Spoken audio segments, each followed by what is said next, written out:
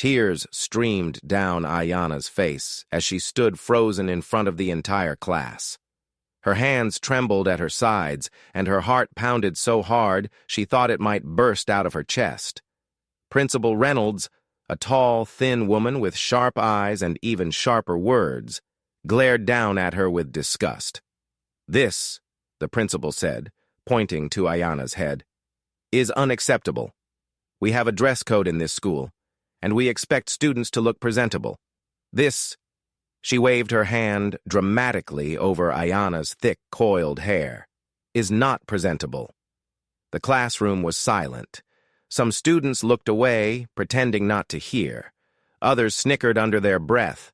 Ayanna swallowed the lump in her throat, but her lips quivered. "Do you even comb this?" Principal Reynolds asked, tilting her head as if she were examining something nasty. A hot wave of shame crashed over Ayanna.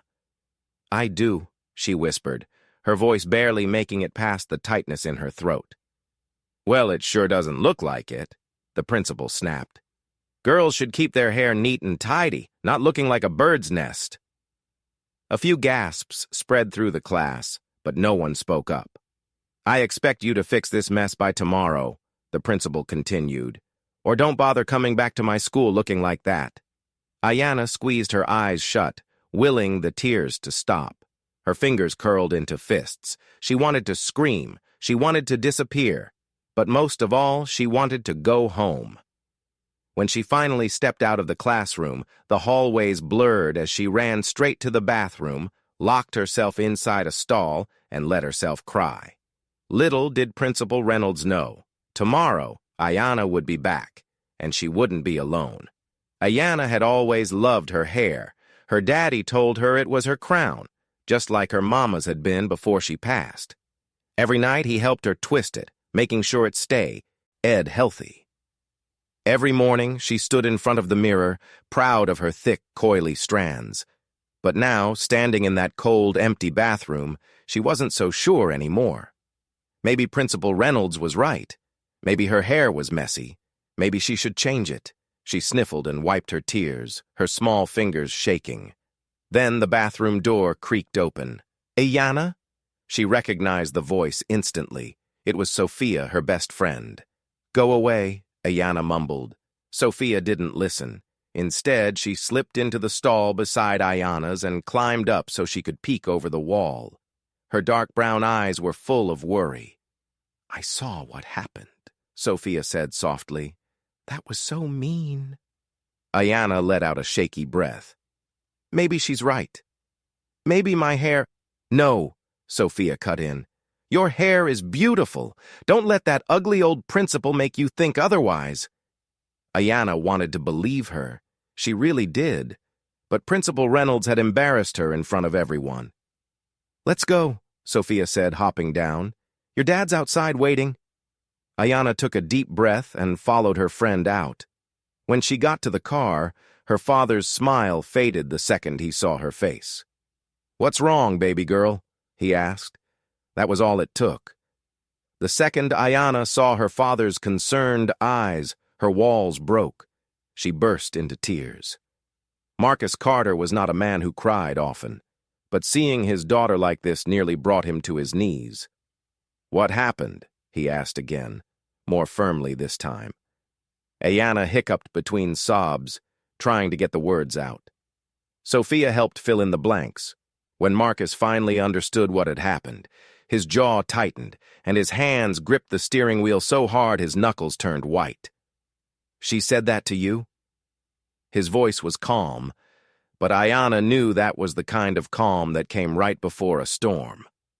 Ayanna nodded, wiping her nose. "She said my hair isn't presentable." Marcus exhaled sharply through his nose. He placed a gentle hand on Ayanna's shoulder. "Listen to me, baby girl. Your hair is perfect just the way it is. Don't you ever let anyone make you feel ashamed of it." Ayanna nodded, but the sadness in her heart didn't fade. Marcus looked straight ahead, his mind already made up. "Tomorrow, we're going back to that school." Ayanna's stomach twisted. "But she said—" "I don't care what she said," Marcus cut in. "She's not the law. But you know what? What? I'm bringing one with me. Ayana's eyes widened. What do you mean? Her father's lips curled into a knowing smile. I'm calling our lawyer. The next morning, the school parking lot was full, but one car stood out. It wasn't just Marcus Carter's black SUV, it was the sleek silver sedan parked beside it. Ayana's father wasn't just bringing any lawyer, he was bringing Christopher Tate, one of the best civil rights attorneys in the city. Ayana's heart pounded as they walked toward the school doors. She wasn't sure what would happen, but one thing was for sure. Principal Reynolds was about to get a surprise she wouldn't forget. The moment they stepped inside, heads turned. Parents, teachers, and students whispered among themselves as they passed. News traveled fast, and Ayana knew everyone had already heard about what happened. Principal Reynolds stood by the office door, her arms crossed. Her face twisted into a scowl the second she saw Ayana and her father. "Mr. Carter," she said stiffly. "I wasn't expecting you." Marcus didn't even blink. "Oh, I'm sure you weren't," he said coolly. "But I believe we have a matter to discuss." Principal Reynolds's eyes flickered to Christopher Tate, who stood beside Marcus in a sharp gray suit, his expression unreadable. "And you are?" she asked. "I'm Mr. Carter's attorney," Christopher replied smoothly. "And I think we need to have a very important conversation." The principal's lips parted slightly, but no words came out. "Shall we?" Christopher G.E. steward toward the office. Principal Reynolds hesitated. She was in trouble, and she knew it. Ayana's heart raced as she followed her father and the lawyer into the principal's office. The door shut behind them. The moment the door clicked shut behind them, Ayana felt the tension in the air. It was as if everything in the room had gone still, like the calm before a thunderstorm. She could see Principal Reynolds squirming just a little, her hands fidgeting as she tried to avoid meeting their eyes. Marcus Carter sat down across from the principal, with a firm look on his face. Christopher Tate took the chair next to him, his posture straight and professional. Ayana, feeling out of place, took a seat near the door, her fingers nervously twirling a strand of her hair. "Principal Reynolds," Christopher began, his voice smooth and steady, "I understand you had an issue with my client's daughter's hair." He didn't ask. It wasn't a question. It was a statement. The principal looked flustered. "It's not just the hair," she started, her voice unsteady now. "It's the way it looks. It's not in line with the standards we uphold here at Oakwood Middle School. We have policies about cleanliness and tidiness, and Ayana's hair, it doesn't meet those standards." "You're saying her hair is unclean?" Marcus interjected, his tone sharper now. "Because that's a very serious accusation." Principal Reynolds shifted uncomfortably in her chair. No, it's wild. It's unkempt."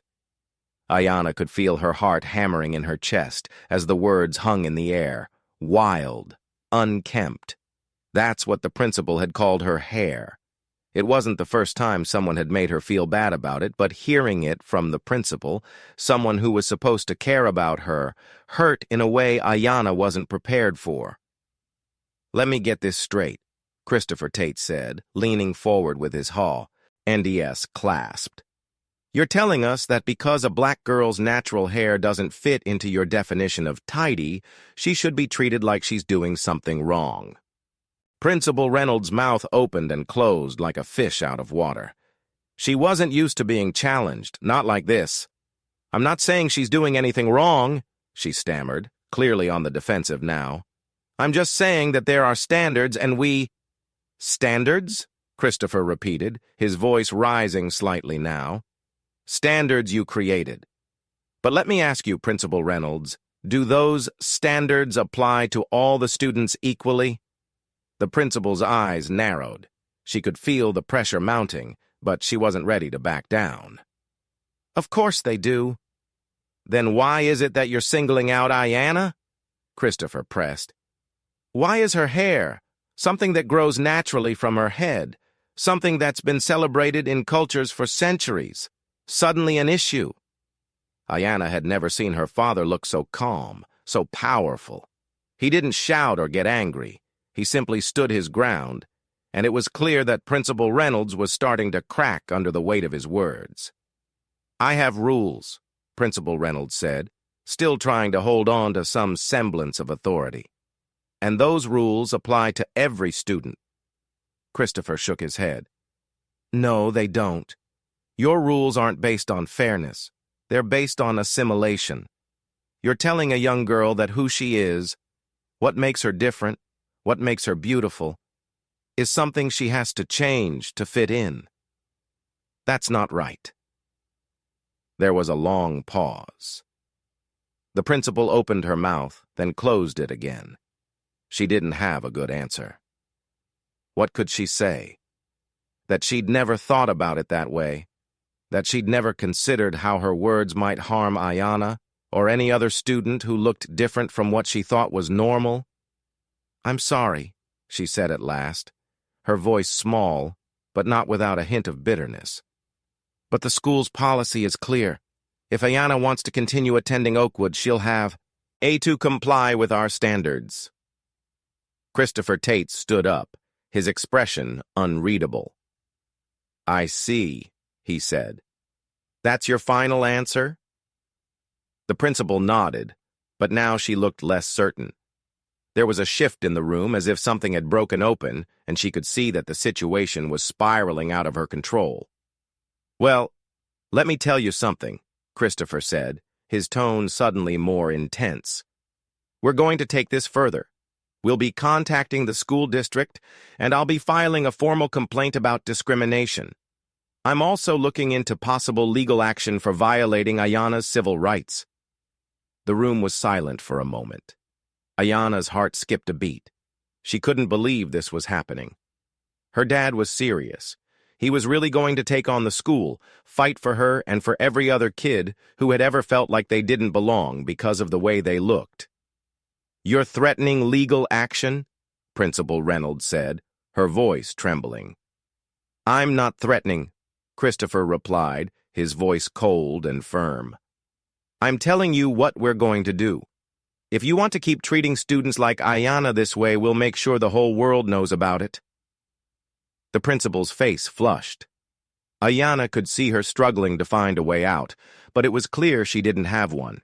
She had underestimated them, especially Ayanna's father. "You'll regret this," Principal Reynolds muttered under her breath, but her words held no power anymore. Marcus leaned forward and said simply, "Not as much as you will." With that, he stood up, his motion swift and commanding. Ayanna followed his lead, but her feet felt heavy, like they were glued to the floor. She couldn't believe the words she had just heard. Her father was going to fight for her. He wasn't going to let this go. Christopher Tate gave the principal one last look, then turned and walked toward the door. "We'll be in touch," he said. As they left the room, Ayanna's head was spinning. She couldn't fully process everything that had just happened. Her mind was still stuck on one thing. Her father was fighting for her. He was doing it because he loved her, because he saw her, and he wasn't going to let anyone tell her that who she wasn't enough. When they stepped out of the office, Ayanna felt a rush of relief, but it was mixed with fear. What would happen next? Would the school really back down? Would things get worse before they got better? And then, as they reached the parking lot, Ayanna saw a group of kids standing near the front entrance, staring at her and her father. Her heart dropped. It was the same kids who had laughed at her the day before, the ones who had whispered behind her back. But this time, there was something different in their eyes. They weren't laughing anymore, and Ayanna couldn't help but wonder if this was only the beginning. The next morning, Ayanna walked into school with her head held high. Her thick, coily hair was untamed and beautiful, just as it had always been. But today, she didn't walk in alone. Her father walked beside her, his presence strong and steady. And just a few steps behind him was Christopher Tate, his sharp suit and serious expression making it clear that they were here on a mission. The whispers started the moment they entered. Teachers exchanged glances. Students nudged each other, their eyes following Ayanna's every step. It wasn't just curiosity. It was something else, something deeper. By lunchtime, the whole school was buzzing with the news. Principal Reynolds was in trouble. The district had been contacted. A formal complaint had been filed. Parents had started calling, demanding answers. And by the time Ayanna sat down in the cafeteria, a girl from another class, a girl with the same kind of curls Ayanna had, walked up to her and whispered, "Thank you." For the first time in days, Ayanna smiled. But the real moment of victory came later that afternoon when the school made an announcement. The school's hair policy was officially under review. The dress code rules would be rewritten. And Principal Reynolds?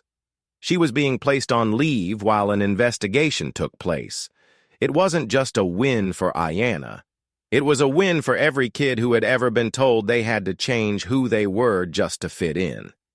That evening, as Ayanna sat on the couch at home, her father placed a gentle hand on her shoulder. "You proud of yourself?" he asked. She looked up at him, her heart swelling. "Yeah," she said softly. "I am." Her father smiled, his eyes full of pride. "Good, because you didn't just stand up for yourself, baby girl. You stood up for something bigger." Ayanna leaned into him, feeling the warmth of his embrace. She had started the day feeling small, but now she felt powerful. Because sometimes all it took was one voice to spark a change, and this time, that voice was hers.